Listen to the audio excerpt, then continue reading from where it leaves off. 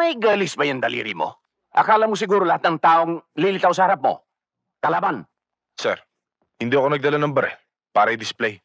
Lalo namang hindi ko sinabi sa'yo na dalhin mo yung kargada mo para barilin lahat ng tao. Eh ano naman ang gusto niyong gawin ko? Bunutin ko na lang ang baril ko at hindi ko papuputukin. Eh kung nagkataon na yun ang kalaban ko, di ako naman ang nadali. Ang ibig kong sabihin, Totoy, tsakin mo muna kung ang babarilin mo, kaaway o hindi. Mapuro ba yan? Matalim, Major.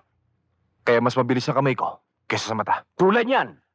Nakapatay ka ng isang kawawang pulubi. Sa sitwasyong yun, na nagpuputo ka na, maiisip ko pa ba namang may pulubi doon? Cut that bullshit!